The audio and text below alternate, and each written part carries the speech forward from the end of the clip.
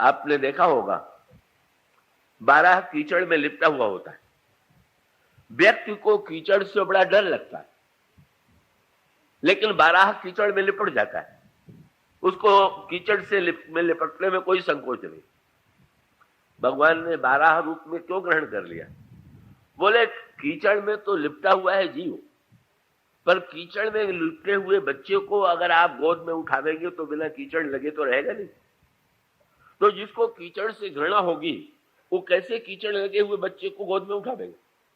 इसलिए ऐसा रूप ले लिया कि जिसके रूप में कीचड़ को लपेट लेने में भी, उसको भी शोभा की वस्तु मानने में उनको कोई आपत्ति नहीं। बाद में तो यशोदा जी ने एक दिन रुष्ट होकर के यही तो कह दिया।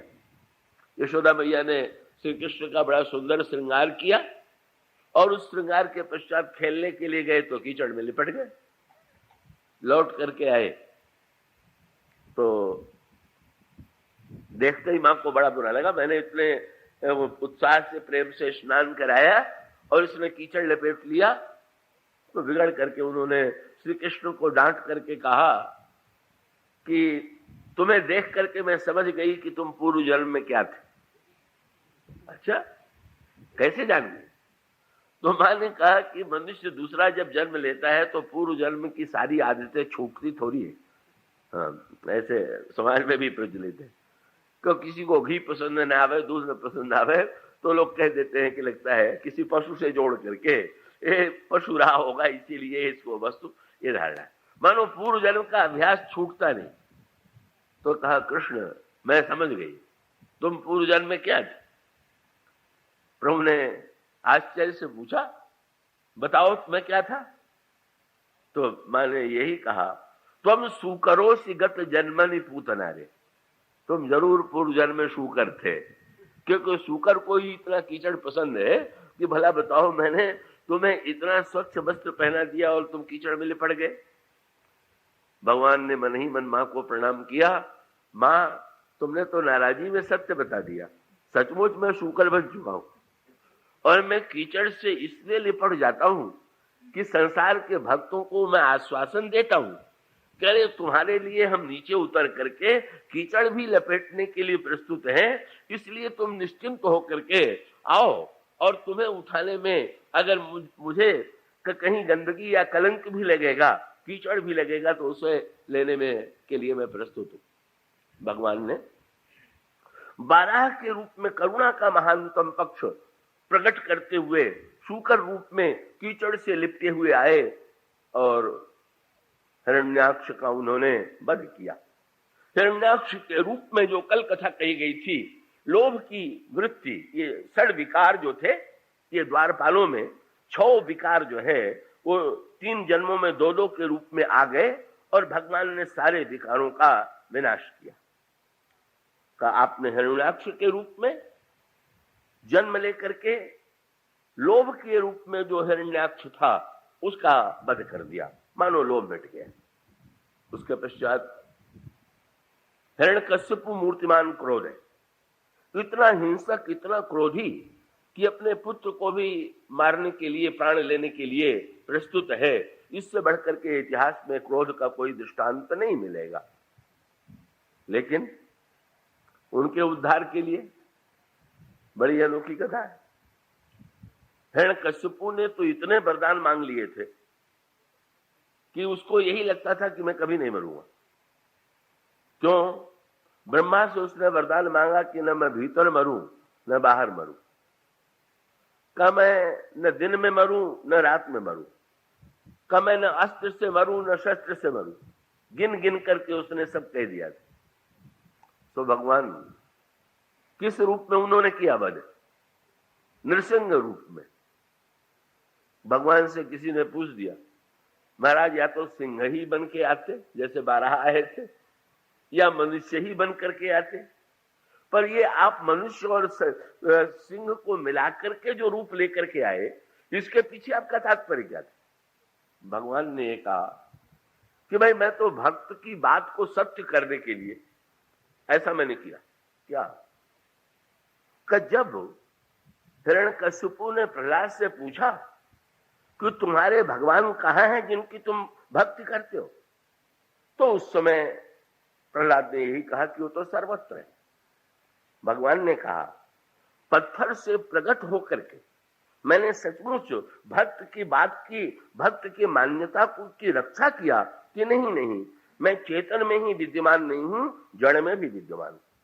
इसलिए चेतन और जड़ की अभिन्नता के लिए भगवान से किसी ने पूछ दिया, महाराज जब आप हिरण्यकशिपु के हृदय में भी थे तो उसी का हृदय फाड़ के निकल आते तो दोनों काम हो जाता, निकल भी आते उसकी मृत्यु भी हो जाती। का आप उसके हृदय से निकले नहीं, का प्रहलाद के हृदय से भी निकल सकते थे और चाहते तो आप उनका जीवन जो का त्यों सुरक्षित रहता। आप निकले भी तो पत्थर के भीतर से। भगवान ने कहा मैं क्या बताऊं, भक्त मुझे जहां कह देता है मैं वहीं से प्रकट हो जाता हूं। कब हिरण्याक्ष ने, हिरण्यकशिपु ने प्रहलाद से पूछा था कि तुम्हारे भगवान कहां है, क्या इस खंभे में है? बस प्रहलाद के मुंह से निकला हां। और गोस्वामी जी कहते हैं कविताउल रामायण में हां सुनी हाक नृकेहरि जागे, जैसे कोई सोया हुआ हो और उसको जगा दिया जाए। सोया हुआ व्यक्ति हमारी रक्षा नहीं कर सकता, पर उसे जगा दिया जाए तो हमारी रक्षा कर सकता है। इसी प्रकार से ईश्वर है तो सर्वव्यापी, पर सोया हुआ। उस सोए हुए ईश्वर को जगाने वाले की आवश्यकता, पर जगाने वाला ऐसा चाहिए जो स्वयं ही सो रहा है, वो सोने वाले को क्या जगावेगा? पहले तो सोने वाले को जगाने के लिए स्वयं जगना पड़ेगा, और जगने के साथ साथ आपकी आवाज ऐसी हो कि जो कानों में पहुंच करके सामने वाले को जगा दे। इसीलिए कबीरदास जी किसी ने पूछ दिया, जब संत असंत सब में भगवान है तो संतों की महिमा क्यों? उन्होंने यही कहा, सब घट मेरा साइया सुनी से जन कोय। किसी के हृदय का पलंग ऐसा नहीं है कि जिसमें ईश्वर सो न रहा हो। पर अंतर क्या है? उन्होंने का अंतर है कि जिसके हृदय में केवल सोया हुआ है वो तो संसारी है या असंत है, और जिसके हृदय में ईश्वर जग गया है। सब घट मेरा साइया सुनी से जन कोय, बलिहारी वा घट की जा घट परगट होए। बस यहां भी क्या हुआ, भगवान सो रहे थे खंभे में। प्रहलाद ने जो ही पूछा हिरण्यकशिपु में है इस खंभे में? हाँ है। और जो हां शब्द निकला तो हां सुनी हाक नृकेहरि जागे, भगवान जग गए। और जग गए तो बैरी विदाल भय विकराल। फिर वध करके मनुष्य और सिंह के मिले रूप में क्यों आए? बोले प्रहलाद के सिद्धांत की रक्षा के लिए। अगर मैं मनुष्य बनकर के आता तो लगता कि मैं केवल मनुष्य के हृदय में, इसलिए आधा शरीर पशु का और आधा शरीर मनुष्य का लेकर के मैंने ये बता दिया कि नहीं, जड़ में भी मैं ही हूं, मनुष्य भी मैं ही हूं, पशु ही मैं ही हूं। बस मैं सर्व रूपों में होते हुए भी भक्त मुझे जिस रूप में चाहता है उसी रूप में मैं उसके समक्ष प्रकट हो जाया करता हूं। का भगवान इस प्रकार से एक विलक्षण अपनी सर्वव्यापकता को ऐसे रूप में अभिव्यक्त करते हैं। और दूसरी ओर हिरण्यकशिपु ने जो वरदान मांगे थे उस वरदान के द्वारा का उन्होंने का जब उसने वरदान मांगा था तो वरदान मांगा था कि न मनुष्य से मरूं न पशु से मरूं। तो अब जब प्रकट हुए तो उनको क्या कहा जाए, मनुष्य कहा जाए कि पशु कहा जाए? जब उसने कहा था भीतर न मरूं और बाहर न मरूं, तो भगवान ने हिरण्यकशिपु को देहरी पर बैठा करके उसका जो वध किया, वो भगवान महल की देहरी पर बैठ गए और वहीं हिरण्यकशिपु को लेकर के नाखून से उसको विदीर्ण कर दिया। आश्चर्य हुआ, देहरी पर क्यों किया? कि भाई देहरी को बाहर कहें कि भीतर कहें? देहरी तो न बाहर है और न तो भीतर है। और दूसरा तात्पर्य क्या? भगवान को याद आ गया कि बैकुंठ की देहरी पर ही तुम में कमी आई थी, इसलिए तुम्हारे उद्धार के लिए भी देहरी पर ही बैठना ठीक रहेगा। जहां तुम खड़े हुए थे वहीं पर भगवान जो है उस देहरी पर बैठ करके वध कर देते हैं क्रोध का क्रोध का वध करके मानो भगवान ने लोभ जय और विजय के अंतःकरण में लोभ को मिटाया, क्रोध को मिटाया। फिर त्रेता युग आया तो वो रावण और कुंभकर्ण के रूप में बन गए। रावण के रूप में, रावण के विनाश के मूल में क्या है? उसका काम बेकार। फिर वही संकेत, चार हाथ माने वही चार हाथ वाली बात कि भगवान अगर चार हाथ वाले हैं तो हम भी तो चार हाथ वाले हैं। तो जब जन्म हुआ तो वही चार हाथ, वही जो संस्कार था अपने श्रेष्ठता का। सो ज्योतिषी को बुला करके पूछा गया कि इस बालक की आयु कैसे होगी? तो ज्योतिषी ने बहुत बढ़िया बात बताई। ऋषि ने बताया कि तुम लोगों को आमंत्रित करो, जिसकी गोद में जाने पर इसका दो हाथ और एक आंख झड़ जाए, बस समझ लेना उसी के हाथ से मारा जाए। सो भगवान कृष्ण भी संबंधी थे, उनको भी निमंत्रण दिया गया था। सब लोगों को बच्चे गोद में लेने लगे, बच्चे सबने बच्चे को गोद में लिया जो का त्यों। लेकिन जो ही भगवान की गोद में गया, दो हाथ गायब और एक आंख गायब। ये सांकेतिक अर्थ क्या है? तीन आंख है शंकर जी और चार हाथ है विष्णु भगवान। तो उसने ये मान लिया, उसके मन में संस्कार ये था कि मुझमें तो विष्णु और शंकर दोनों की विशेषता है। पर भगवान की गोद में पहुंच करके मानो असली भगवान के सामने पहुंच करके ऊपर से जो नकली भगवान दिखाई देते हैं, उनकी असलियत जो है वो खुल जाती है। उनका जो वस्तुतः जो नकली उन्होंने हाथ और नकली आंख पा लिया है, वो तो तभी तक है जब तक चतुर्भुज भगवान की गोद में वे नहीं पहुंचते। फिर इन्हीं का भगवान ने दोनों का वध किया। आकृति बना करके भगवान अपने को मान लेना, ये मोह। और मात्सर्य की पराकाष्ठा, भगवान ने मोह का वध किया। ये बता दिया कि तुम्हारा चतुर्भुज और त्रिनयनत्व जो है वो झूठा है। और मात्सर्य की पराकाष्ठा वो शिशुपाल के जीवन में का, जिस समय युधिष्ठिर जी ने राजसूय यज्ञ किया, उस समय सभी राजा संसार के एकत्र हुए। तो पुरानी परंपरा थी कि यज्ञ में जो सबसे पूज्य होता था उसकी सबसे पहले पूजा की जाती थी। तो ये प्रश्न आया कि सबसे पहले पूजा किसकी की जाए? सो प्रस्ताव आ गया कि भगवान कृष्ण की पूजा की जाए। भगवान कृष्ण भी वहां बैठे हुए थे। मुस्कुराए भगवान कृष्ण, और जब युधिष्ठिर ने भगवान कृष्ण से कहा कि आप जरा आसन पर बैठ जाइए, तो शिशुपाल क्रोध के मारे कांपने लगा। मात्सर्य का अर्थ आप जानते होंगे, मात्सर्य का अर्थ है मत्तः सरत। अपने सामने किसी को बढ़ते देख करके जो वृत्ति आती है उसी का नाम मात्सर्य। तो बेचारा जय और विजय के रूप में भगवान के दर्शन से घबरा गया था, पूजा देख करके कैसे सहे। बोले यहां भी वही पूजा, इन्हीं की पूजा। और उसने फिर इतना फटकारा युधिष्ठिर को, श्री कृष्ण को, युधिष्ठिर तुम्हारी बुद्धि भ्रष्ट हो गई है। यहाँ एक से एक बढ़ करके महापुरुष हैं, व्यास हैं, भीष्म हैं, द्रोण हैं, उनको छोड़ करके इस गंवार ग्वारिये की पूजा तुम करना चाहते हो। और फिर भगवान कृष्ण को डांटना प्रारंभ किया। क्या कहने लगा कि अरे ग्वारिये, ये तो मूर्खता कर ही रहे थे, तो तेरे में इतनी सभ्यता तो होनी चाहिए थी कि तेरा नाम लिया गया तो तू तो नहीं कर देता कि नहीं मैं इसका अधिकारी नहीं हूं, यहाँ तो हमारे बड़े बूढ़े बैठे हुए हैं। लगता है कि तेरे समान कोई दम्भी नहीं होगा जो इतने लोगों के बीच में पहले पूजा कराने के लिए बैठ गया। बोले लगा गाली देने, और 100 गाली दे दिया। हुआ ये कि जब इसके नकली आंख और नकली हाथ जड़ गए तो व्याकुल हो गई शिशुपाल की मां, और व्याकुल हो करके उसने भगवान कृष्ण से वरदान मांगा। समझ गई कि अब तो भविष्यवाणी के अनुकूल इन्हीं के हाथ से मरने की संभावना है। तो कहा कि हमारे पुत्रों के अपराधों को क्षमा करिएगा, आप दंड न दीजिएगा। तो मुस्कुरा करके भगवान कृष्ण ने कहा 100 अपराध तो क्षमा कर दूंगा, पर एक से एकवां करेगा तब तो दंड देना पड़ेगा। मां ने संतोष कर दिया, चलो 100 तो बहुत है। तो लेकिन वो तो सभा में जब गाली देने बैठा तो 100 गाली देने के बाद लगातार गालियों की वर्षा भगवान पर प्रारंभ किया। भगवान चुपचाप सुनते रहे, और उसके पश्चात जो ही एक से 21वीं गाली दी, भगवान ने चक्र सुदर्शन को हाथों में लिया और चक्र के द्वारा शिशुपाल का सिर काट दिया। कथा के तत्व पर विचार कीजिए।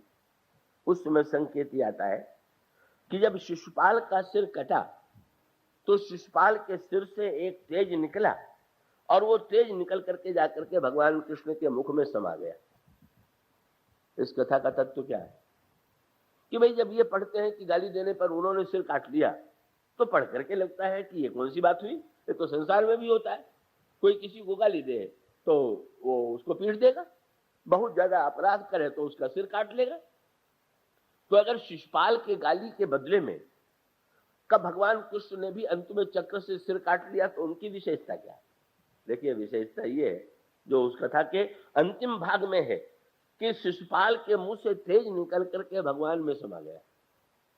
और इसका अर्थ क्या था? जब शिशुपाल भगवान में समा गया और अब तो 3 जन्म, वो जो श्राप दिया था चारों महात्माओं ने 3 जन्म दिए वचन प्रमाण, वो 3 जन्म पूरे हो गए। का शिशुपाल जब तेज भगवान में समाया उसको मुक्ति मिली। क्या भगवान का उद्देश्य था? भगवान ने मानो शिशुपाल को यह बताया, भाई भगवान ने नहीं क्यों नहीं किया अपनी पूजा के लिए। वस्तुतः भगवान अगर उस पूजा को व्यक्तिगत रूप से अपनी पूजा मानते होते तो रोक, पर भगवान तो विश्व रूप है और इसलिए भगवान जब पूजा को स्वीकार करते हैं तो वस्तुतः उनकी पूजा नहीं, विश्व की पूजा है। और उसके बाद जब भगवान की पूजा की गई तो शिशुपाल भी तो समा गया। जब तक शिशुपाल अलग था तब तक भगवान ने पूजा नहीं की। जब शिशुपाल समा गया तब पूजा लिया। भगवान ने गले से लगा लिया शिशुपाल को, अरे बहुत दिन दूर रहे, बहुत विलंब हो गया, तुम विश्वास रखो मेरी पूजा तुम्हारी पूजा से अलग थोड़ी है।